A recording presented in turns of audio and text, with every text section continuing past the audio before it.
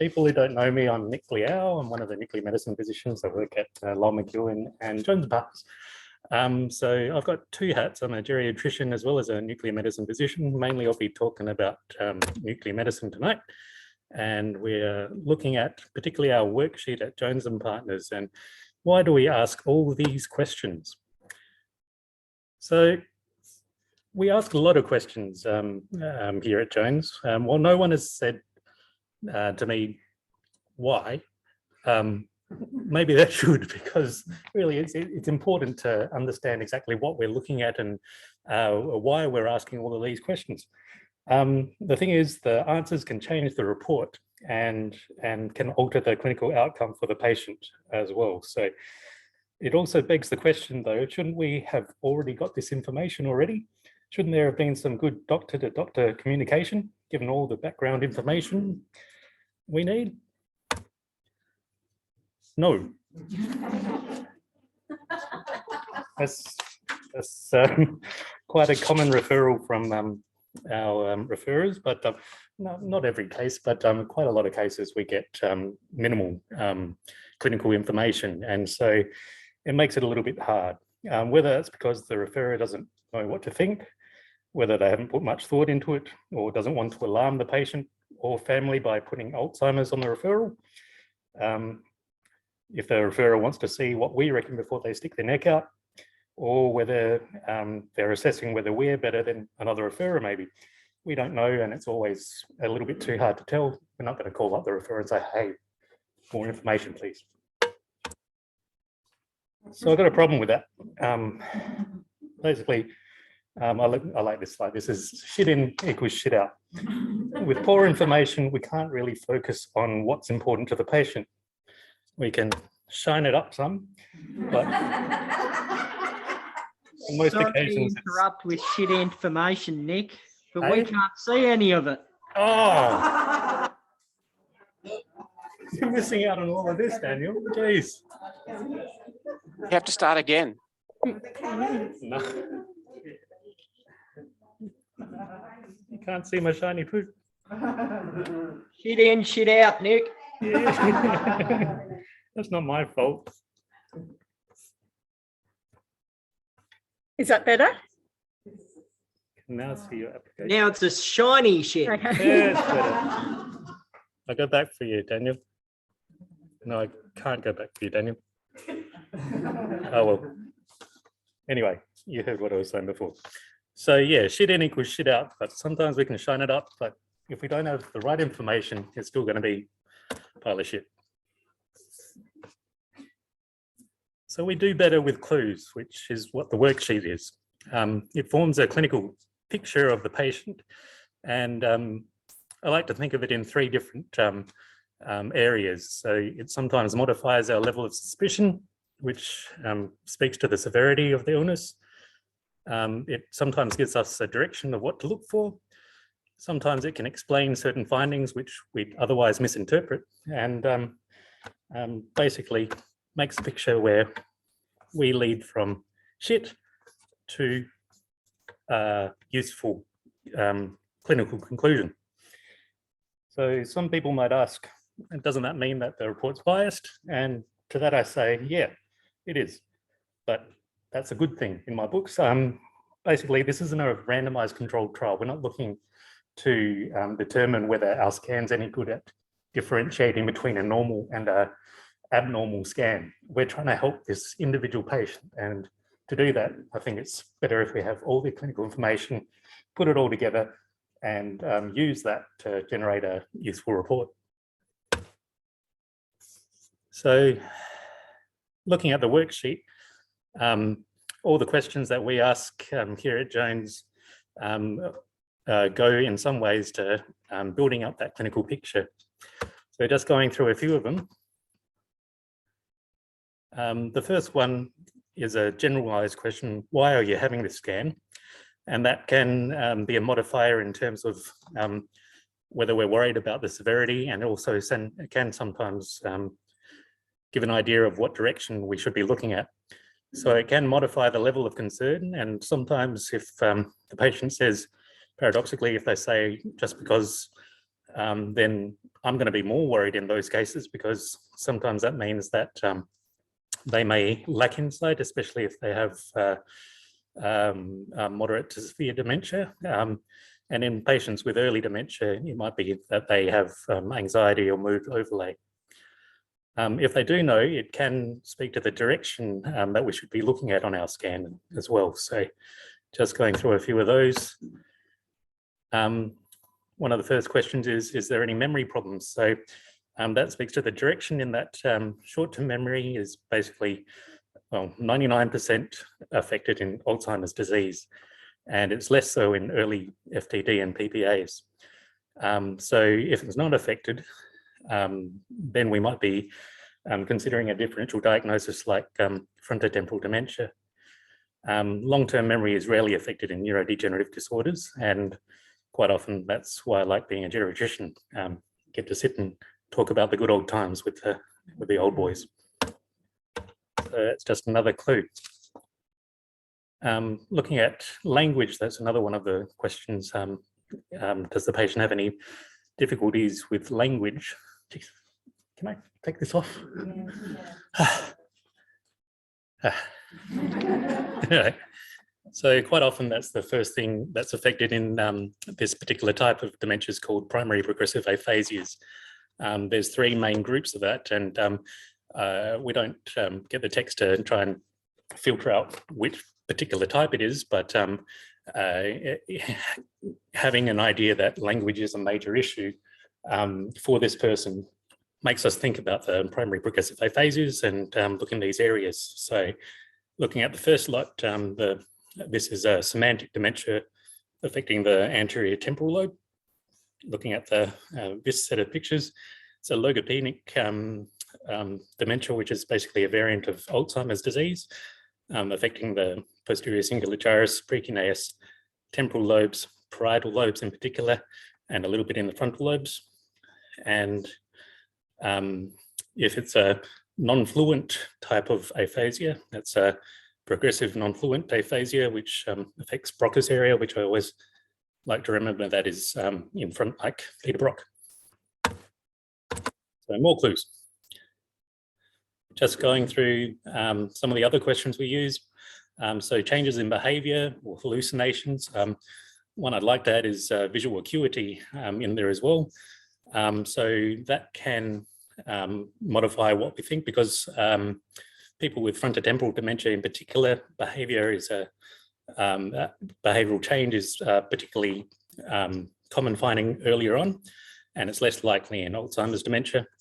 Hallucinations, if they're occurring early on, can be an indicator of Lewy body dementia, and this is what we look for in those cases.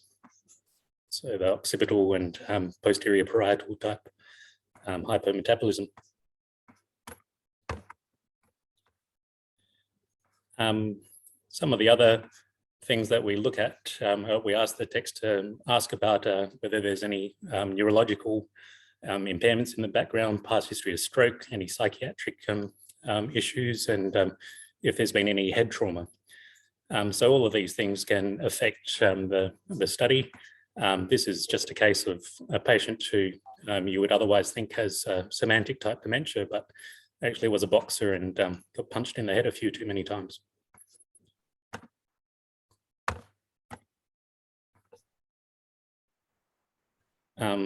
We ask about the family history mainly because and that modifies our concern about a patient, particularly if it's a younger patient. If you're a younger patient, when I'm saying younger, under the age of say about 60, and they have a family member who has Alzheimer's and they were younger when they got it as well, you're at a higher risk of developing Alzheimer's yourself. So more clues. So looking at a couple of the other things which build up the clinical picture, looking at things like age.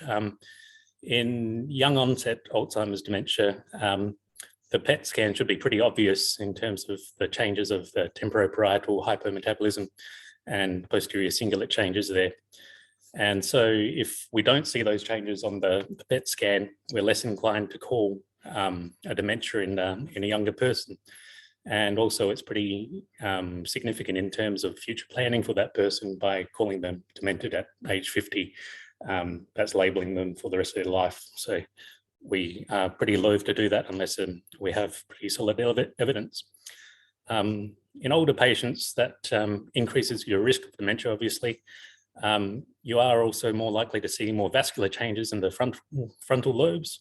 It's also less likely to be something like frontotemporal dementia in an older age group, and we're talking over 80s in that case, if they first present over 80. And it's more likely to be this fairly recently characterized clinical entity, late onset, limbic associated TDLP 33/43 encephalopathy. Sex is important once in a while in terms of Lewy body dementia is much more common in male patients over female patients. And so if a female patient has changes which look a little bit like Lewy body dementia, it might be Alzheimer's with a bit of visual impairment also.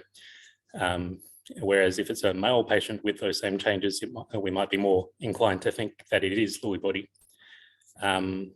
And also other things like attention might speak to something being a Lewy body dementia, in that attention is quite often affected early on. They have very variable clinical presentations where they can be quite normal to start off with and then fluctuate to quite severely impaired the next moment.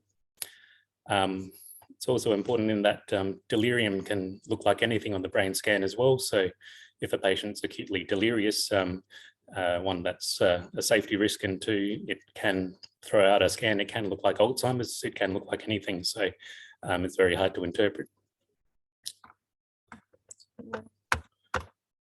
So basically what I'm trying to show is that the worksheet, as well as the images, helps us all lead to a conclusion. And here's a real life example of one where one of our techs did a really good clinical history and put some relevant information in the worksheet there. So the arrows are pointing to things that I picked out, in that the patient did not have any significant memory disturbance.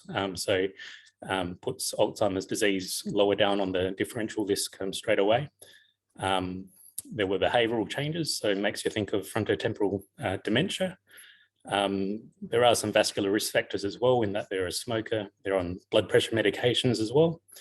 And just to note that they haven't had any structural imaging as of yet. They were booked to have the MRI a little bit later. And so this is their Neurostat. And so you can see that there's fairly diffuse changes. So definitely affecting the frontal lobes there, but also affecting the posterior cingulate gyrus and precuneus region as well. A little bit in the occipital, a little bit in the parietal, a little bit in the temporal. And so you might be thinking, oh, is this like a mixed dementia or something like that? But given that the major finding is in the frontal lobes, the clinical history is suggestive of a frontotemporal dementia. The comment ends up being that the PET scan supports a diagnosis of behavioural variant FTD, and that a differential of cognitive impairment secondary to diffuse vascular disease is possible also, and a wait for the MRI to confirm or refute that. And so it's a team effort. So just putting on my second hat as a geriatrician, what do I want to know from the scan? Classifying it in two groups, I would say. So the main groups that I would refer for a PET scan would be patients that have only mild symptoms, and I'm not sure whether this person has a dementia or not. And the PET scan can sometimes indicate how much I should worry about this patient, because the severity on the PET scan correlates with the progression to clinical dementia. The other group would be somebody that I'm more sure that has a dementing process. And then I want the PET scan to see what we're dealing with here and to guide treatment. It's important to say that the PET scan is just a guide. It doesn't decide management. And in part, that's because the accuracy of PET is 85 to 90%, which is pretty good. But that still means in 10 to 15 cases out of 100, the diagnosis given on PET is incorrect. So it gives an idea of what we're dealing with, but isn't the be all and end all.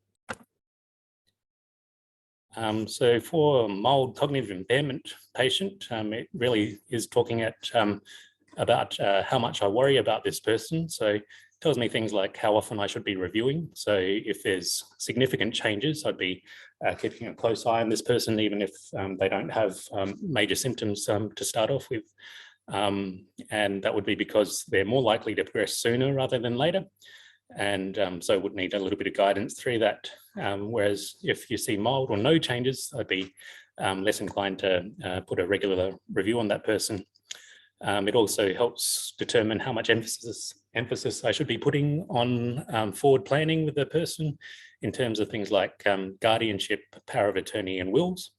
Can also sometimes advise regarding different clinical trial options and also treatment options, particularly if there's vascular risk factors and modifying those risk factors for them.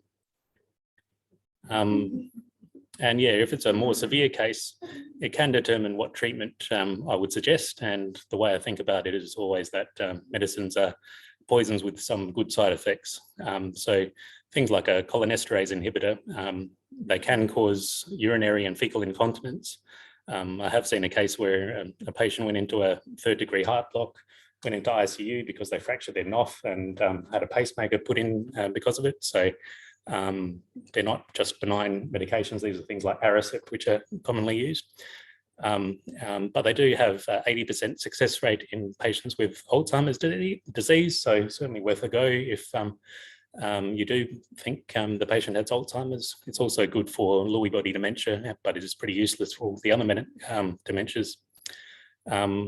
Same with the antipsychotics such as risperidone and things as well. It does have some benefits in psychotic behaviours and sundowning, but it comes at a risk because there's increased cardiac and stroke risk, and it's acutely dangerous in Lewy body dementias where it's actually in the diagnostic criteria in that neuroleptin sensitivity increases your likelihood that you have a Lewy body.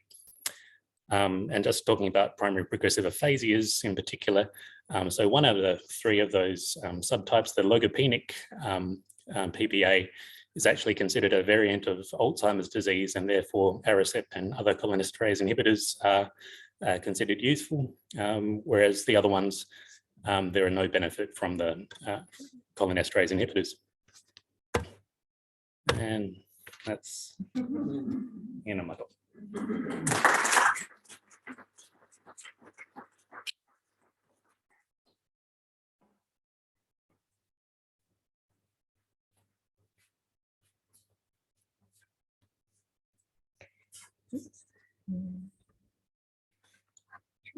Think about it.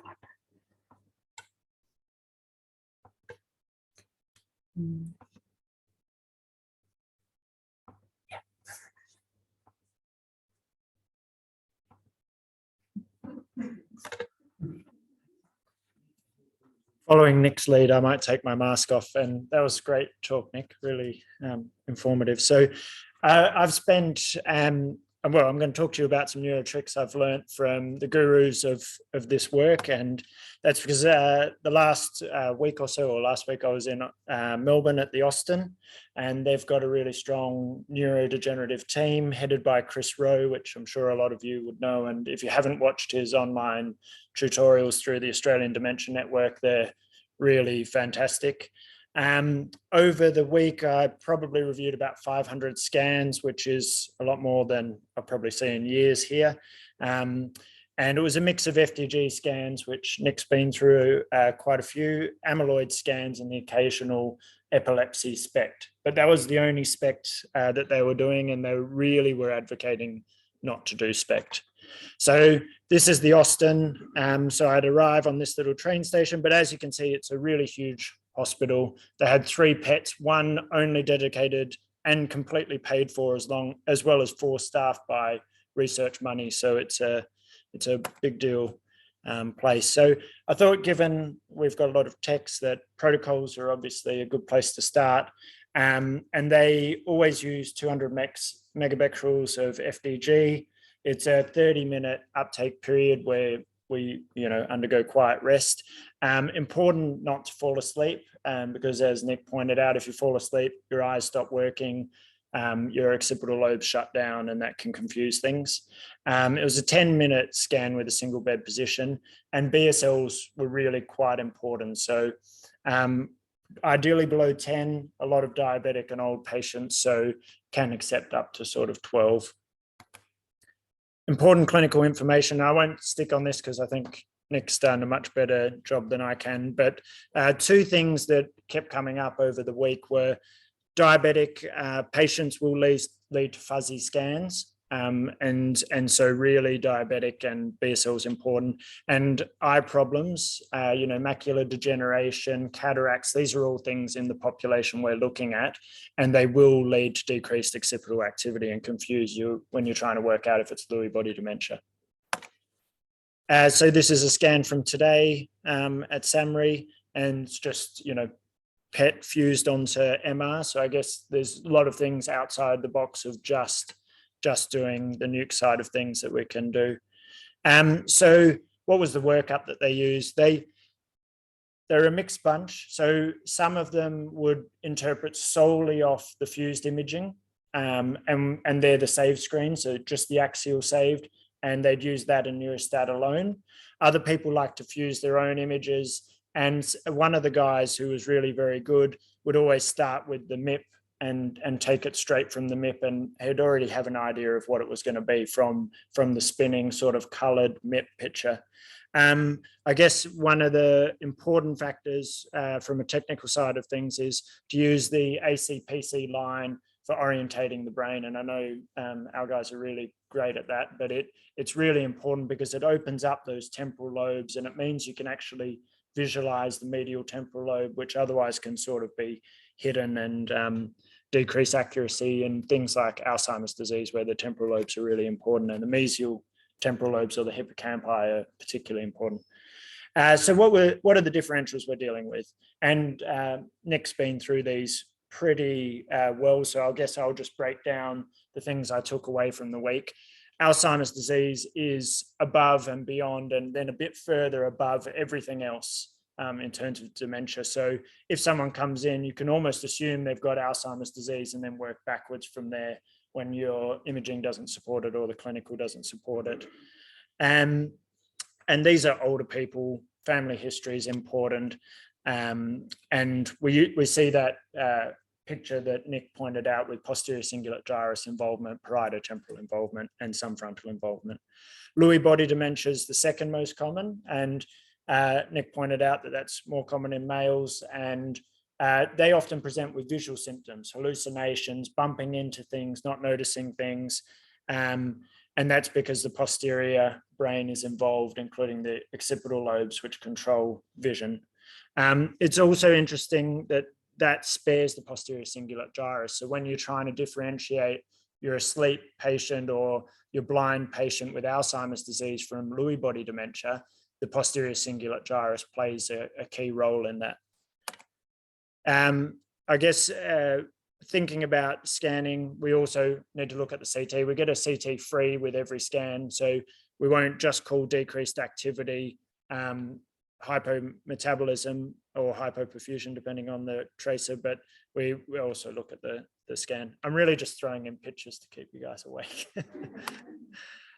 Continuing differentials. So frontotemporal dementia, as Nick pointed out, these guys have behavioral problems, and that's usually the presenting complaint rather than memory. But there are speech type subtypes, and they're younger. So we're not thinking 80s here, as Nick pointed out, we're thinking 50s, maybe 40s, 60s, that sort of area.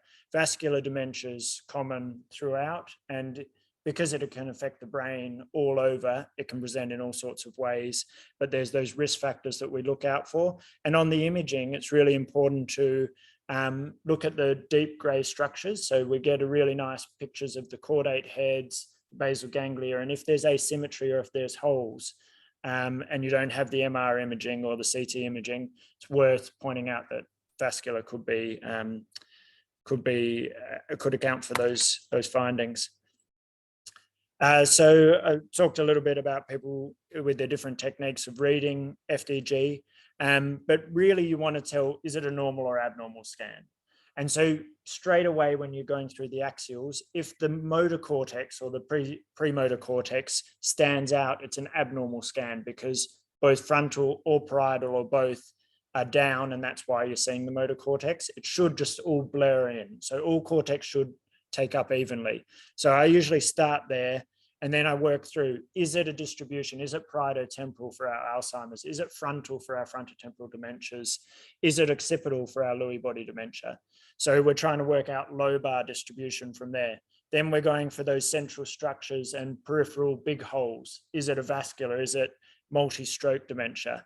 And then just to reiterate, it's almost always Alzheimer's. So just lean back on that. If all else fails and you're not sure, it's probably going to be Alzheimer's. And this is a good example of an Alzheimer's. This was another one from this week. And this is Neurostat for those who haven't seen it, but I'm sure you all have, and everyone should be using this religiously because it improves reporting. But this parieto-temporal axis, both sides, asymmetry is really common in Alzheimer's disease. And this is the posterior cingulate gyrus and precuneus parietal lobe that's the sort of matching medial view. So Neurostat compares relative SUVs to age-matched normals. And so it's sort of going beyond what you've seen, and it's using thousands of examples to try and better what your eye can pick up. And it's really essential for all readers, especially those who are non-expert, which I think most of us fall into. There are some artifacts, and that's where our CT plays a really big role. So if there's a lot of medial activity, it might be big ventricles or calcifications on the falx. And so if you see a lot of artifact on Neurostat, always go back to the CT. Usually we only use the decrease of Neurostat. So we only compare to normals in a decreasing fashion, as in where is the hypometabolism. But there's only really one case where you'd want to use an increase. And that's if it was a young person, really acute course, lots of confusion, and you're thinking encephalitis. Then if you put the increase up, every now and then you'll throw up a lot of mesial temporal lobe activity, and that's classic for encephalitis. And as Nick said, then you're not labeling them just as demented. They can get the right treatment and hopefully improve significantly. The future, I guess, is amyloid imaging that I won't go into because Michael will go into it, but we looked at a lot of amyloid scans, and these are really powerful scans. The difference between abnormal and normal it's a lot easier to interpret than FDGs, and it will precede proper dementia significantly in time. So that's it, short, sharp, and sweet, hopefully, and thank you.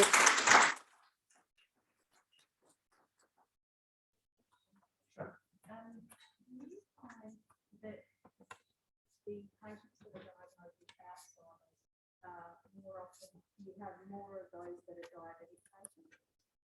And I've heard, I don't know if it's true, but I've heard you find Alzheimer's being called type 3 diabetes. Is that true? I don't know if it's a risk factor. I don't think it's a risk factor for Alzheimer's.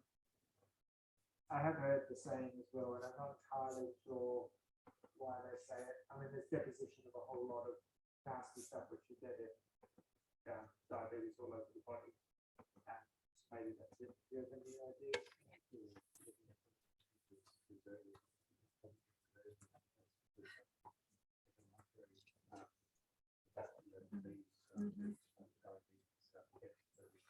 So it's not so much Alzheimer's, it's more vascular dementia.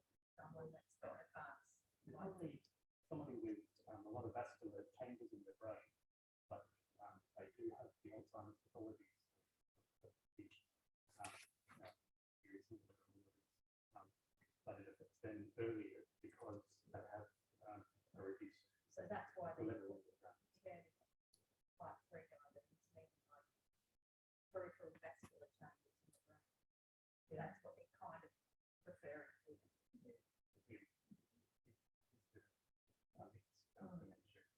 Also, with our questionnaire,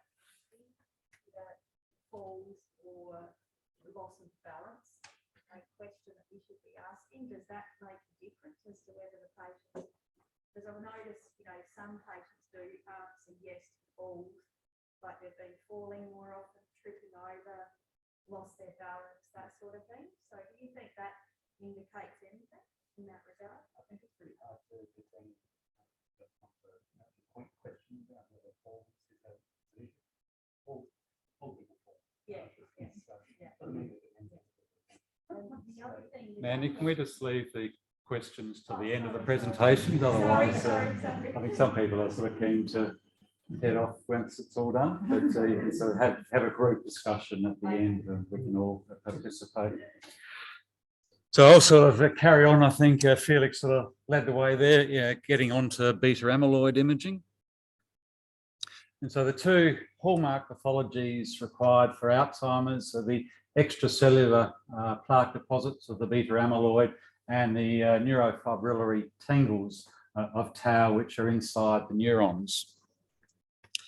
And they're sort of relevant because we have you've seen these diagnostic biomarkers, and you can see that the amyloid becomes abnormal many years before the onset of symptoms. And it also becomes abnormal well before the other markers.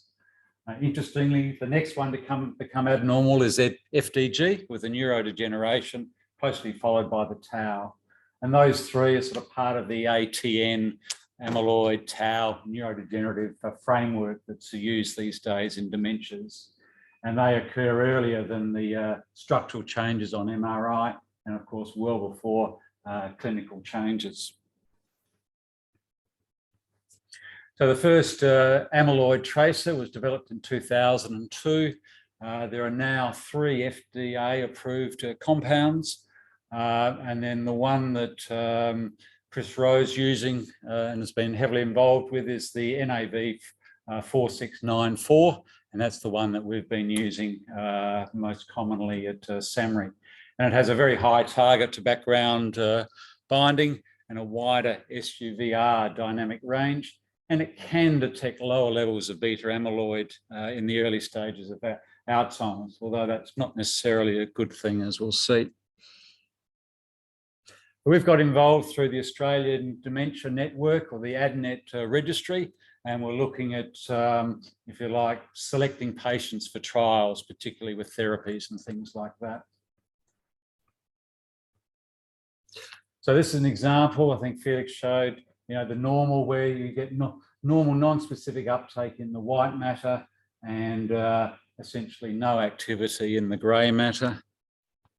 And you contrast that with an abnormal scan where you've lost that white matter activity and you've got extensive abnormal activity.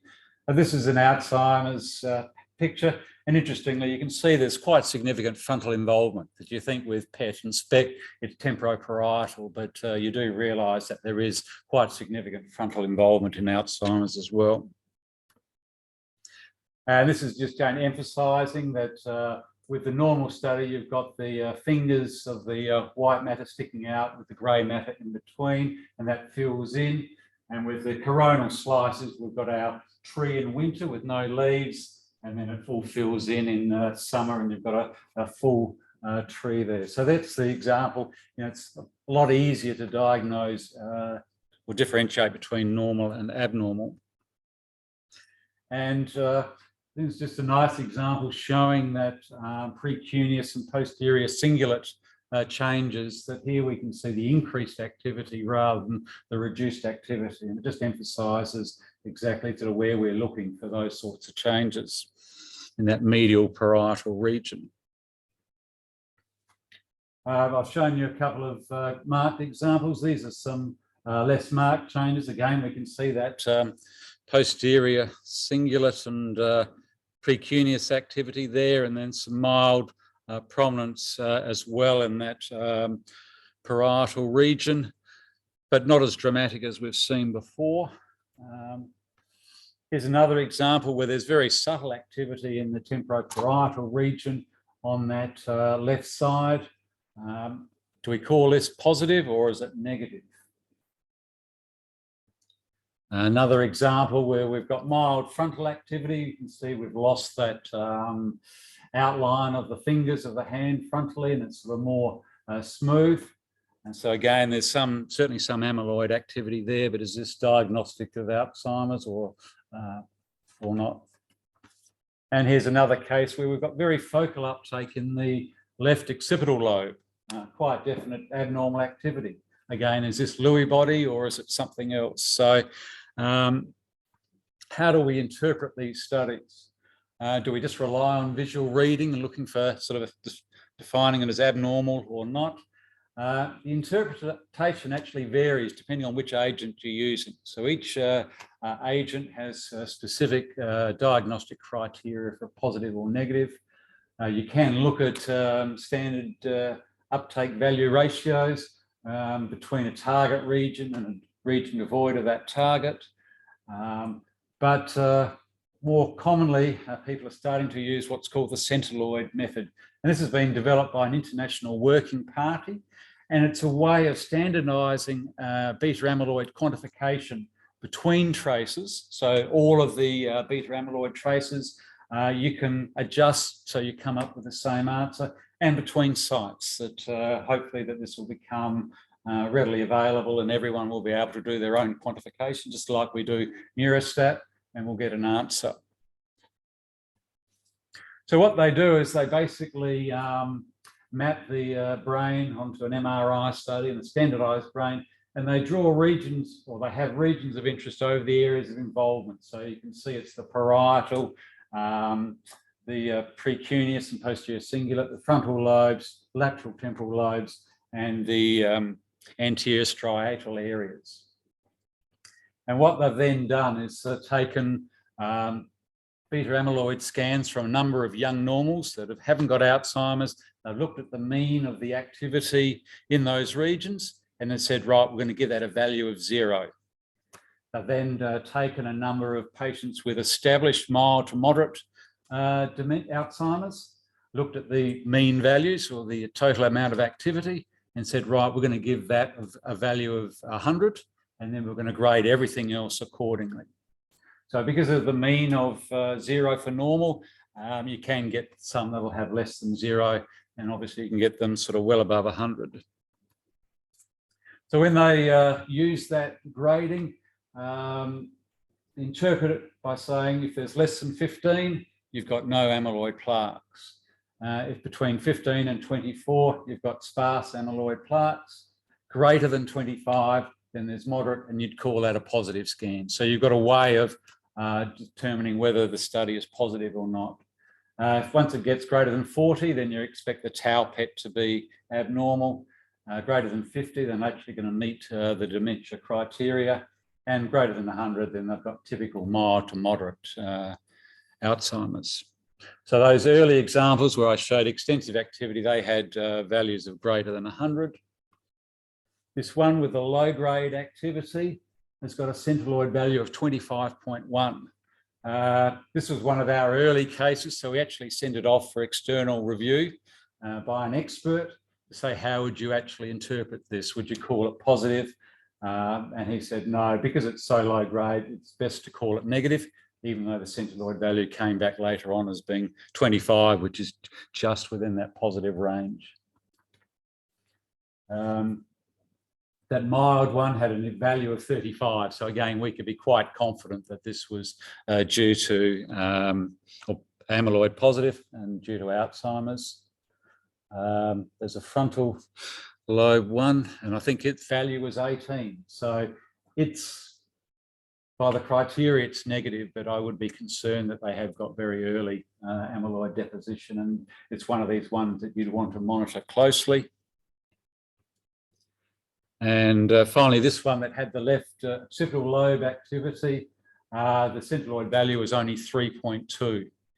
And the reason for that, even though it's definitely abnormal, is that the regions of interest do not include the occipital lobes.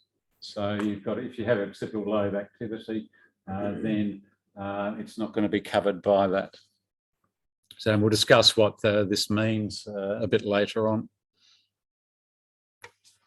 And what we've actually did with our early cases, we compared the centiloid value with our clinical impression. And you can see that there was very good correlation that we're able to distinguish normals and abnormals pretty well.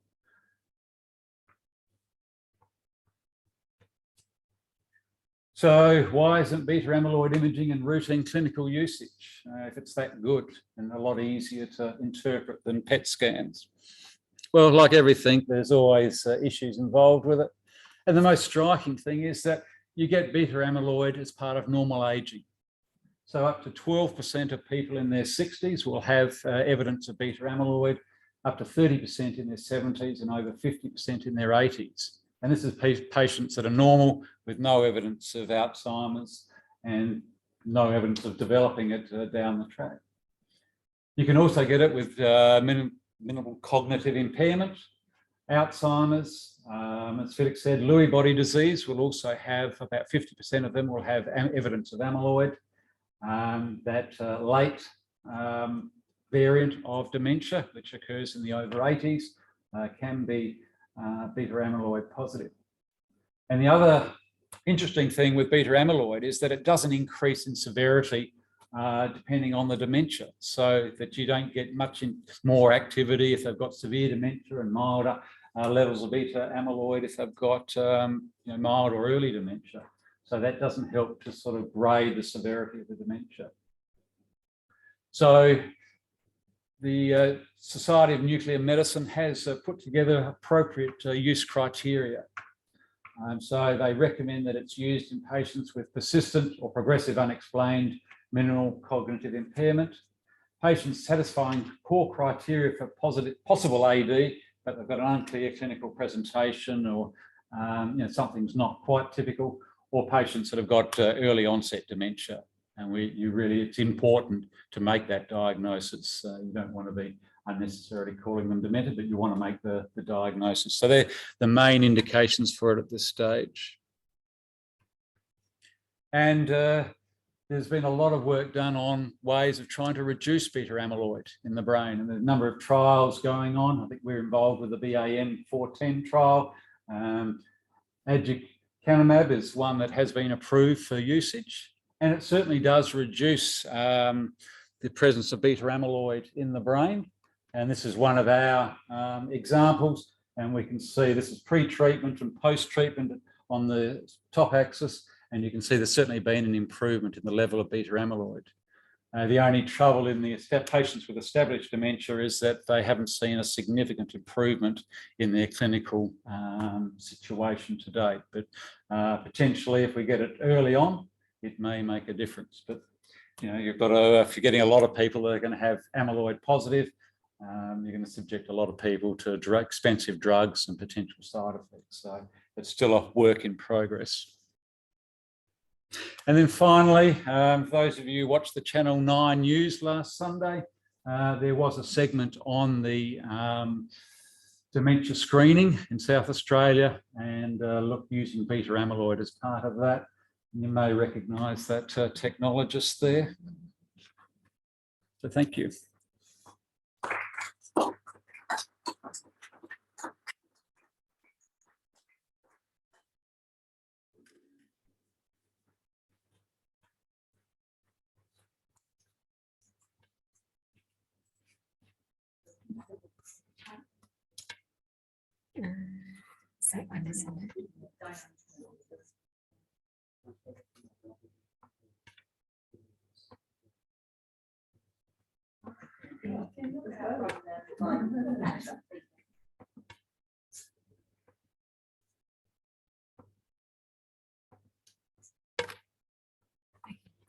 Sorry, this is going to be a lot shorter and a lot less exciting than the other ones, but I'm just going to talk about a couple of PET tracers, and some of you probably haven't used them. Some of you will probably never use them, but I thought it might be useful just to talk about them briefly, because you might get asked a question at work, or you might get bailed up at a Christmas party by your Uncle John.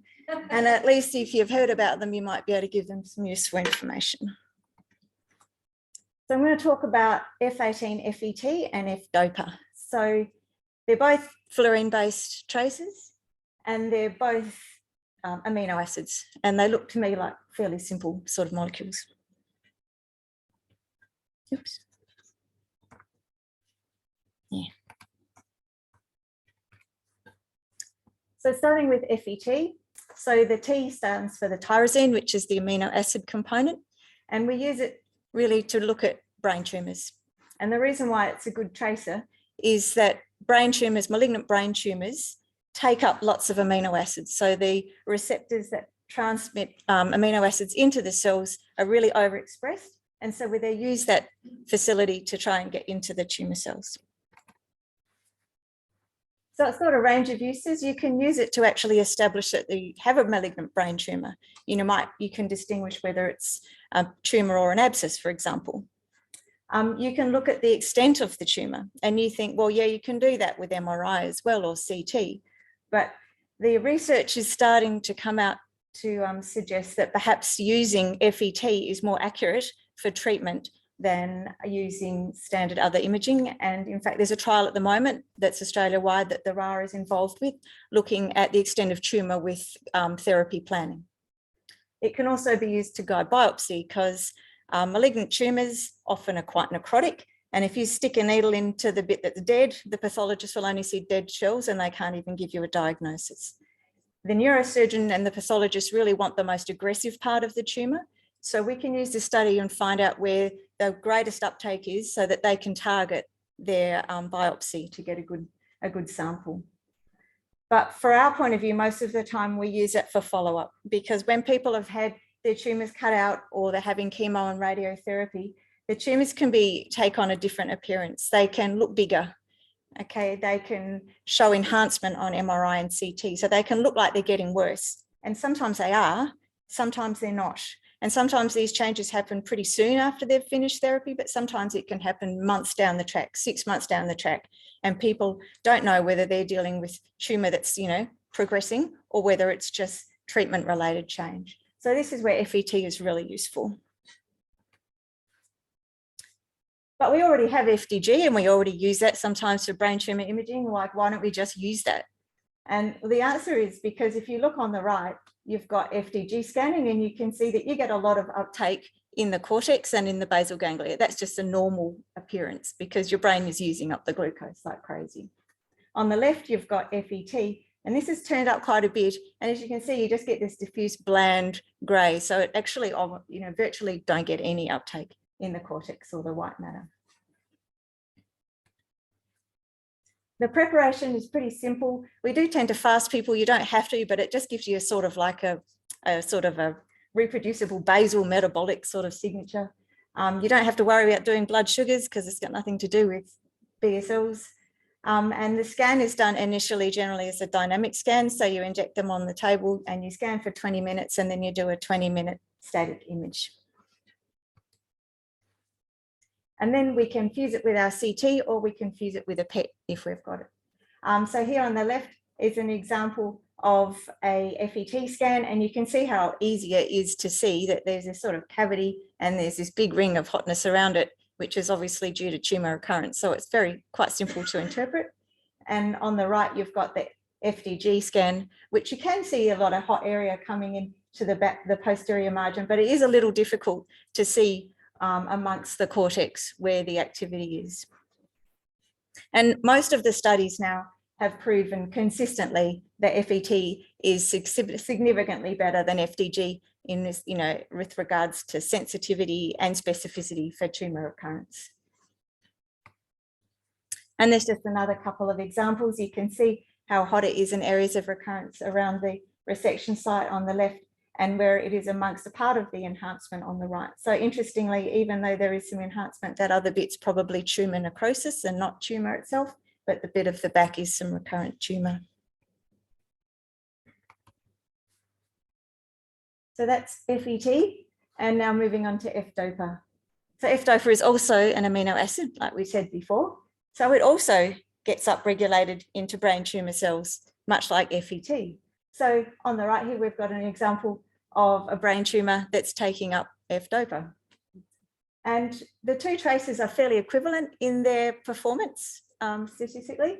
The only downer would be if you have a tumour in the region of the basal ganglia. So you can see those little crescent-shaped things are part of the basal ganglia, and they're really hot in F-DOPA scans. So if your tumour was in that region, then you would probably have a bit of difficulty interpreting it. The other bonus is that it also gets taken up into chromaffin cells. So they're the cells that are in your adrenal glands, and they also happen to be the cells that are involved in neuroendocrine tumours and pheochromocytomas and paragangliomas. So it's actually a really good agent for imaging jet nets. But I'm not going to talk more about that because this is a brain talk. And the last one is in Parkinson's disease. So F-DOPA is becoming increasingly used in Parkinson's disease. And the reason why is that Parkinson's disease involves degeneration of the neurons that make the neurotransmitter dopamine. And these are located in the basal ganglia. So our F-DOPA actually gets taken up into the dopamine manufacturing pathway. So we can watch the degeneration of your dopamine neurons, dopaminergic neurons. And on the left is what it looks like with a normal brain. So you can see the black part, those are your basal ganglia, you've got the caudate nucleus and your putamen. And in the middle, you've got someone who's got Parkinson's disease, and it's starting to decrease the activity. And traditionally, it decreases from the back to the front. And then you've got one on the right that's really advanced. So it's pretty simple and a very elegant test. You can fuse it with MRIs, or you can fuse it with a CT, or you can change the colours, whatever you like.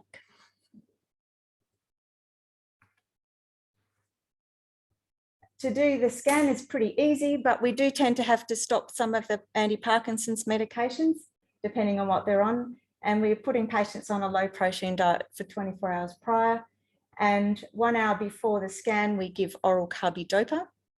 We uptake period is an hour, and then you scan for 10 to 12 minutes. So if you've got a patient who's got a tremor with their head moving, then you would probably do a shorter scan, and you can get away with 10 minutes if you need to. But yeah, so it's a good head holder is also handy. But why bother? I mean, Parkinson's disease is Parkinson's disease, right? Well, not always, because people can present with Parkinsonian symptoms, but that doesn't mean they've got Parkinson's disease. There are other causes of symptoms that to a clinician will look like Parkinson's disease. Some of this can be just medications, but there are also a subgroup of Parkinson's patients who have atypical Parkinson's disease, and they don't respond to the medication. So a lot of these patients could end up having treatment for Parkinson's disease, which is not helpful, sometimes makes their condition worse, and it's really expensive.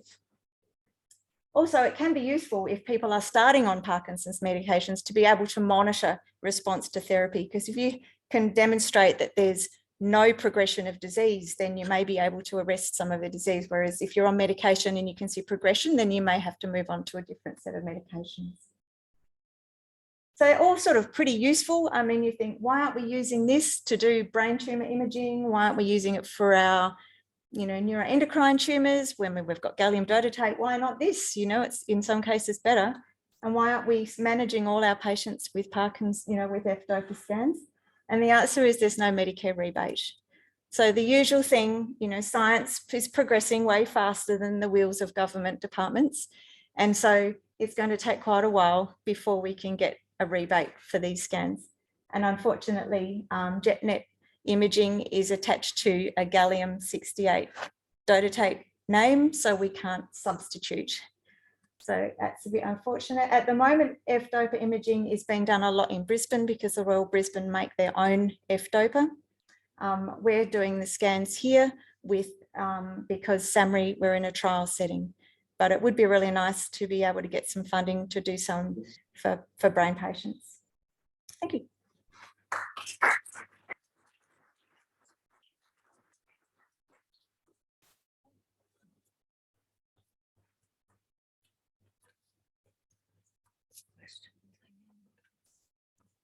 If anyone online has a question, or anyone in the audience for our presenters. I have a question. Go ahead. A question for Nick. Thank you for your talk. It's a very comprehensive history that you take from your patients. I was wondering, do you take a history of which is are they right-handed or left-handed? Because if I understand it, the aphasic and the logopenic variants, they occur in the dominant hemisphere. So do you take that history from your patients too? We should. Currently, it is not there. It's in my talk, but we don't have it on our worksheet. But we actually had a case recently, and I was showing Michael one where the findings were on the right side of the brain, and the query was a primary progressive aphasia. It was basically pathognomic for a PPA, but just on the wrong side. So, and I was just looking it up today. There's not actually been a lot of research in handedness and primary progressive aphasia, as far as I can tell. There was a recent article which just looked at a subset of 30 people with and their handedness and whether they developed primary progressive aphasia or not, and showed left-handed people had a slightly higher prevalence than initially thought. But yeah, whether a left-handed person develops right-handed imaging findings is not actually very well studied and worthwhile doing, I reckon. Chris, sorry, Nick, I asked Chris this question directly, Chris Rowe, and he said the vast majority of left-handed people are still left brain dominant. So it's not as simple as left and right-handed. Okay. And vast majority of, well, most right people are left brain dominant, most left-handed people left brain dominant. So really, it's probably you just stick to the left side. So really, right hemisphere is the target for looking for disease. Then, can I ask another question to Felix? With Neurostat, you have the capacity to compare the area of interest to various regions. It's a global and pons and cerebellum. In my experience, the global is the most closest to what I see qualitatively. Question to you, in your practice and your experience at the Austin, which do they use, and do they use all of them? They use cerebella and global, and cerebella probably preferentially, but there were a couple of cases where it was completely off on cerebella, and it was because there was a cerebellar infarct. And so probably those as your top two lines are the best. Thank you. It's Delan here. Thank you. Very interesting talks all around. And agree availability and financing of these radiopharmaceuticals and availability is can be a problem.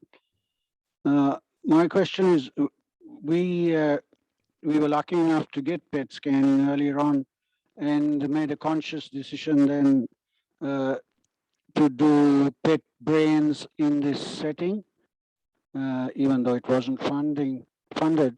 But is there still a role for SPECT scanning of the brain? No, I don't think so, Delan, unless you're trying to do intra-ictal versus interictal epilepsy imaging. I think it's probably the only role. And also, can I just ask about repeating scans? You know, Chris is obviously a world expert in this. You know, do they suggest repeat scans at any intervals, you know, borderline cases, or is it usually a one-off sort of thing? If there was just a small amount of posterior cingulate gyrus involvement and no parietal temporal axis involvement, then it does suggest a follow-up at 18 months to 2 years. Or in ones where there's a strong clinical indication, but you don't see anything. But other than that, it should be, hopefully you get the answer from the one scan and then only repeat imaging if progress monitoring is needed.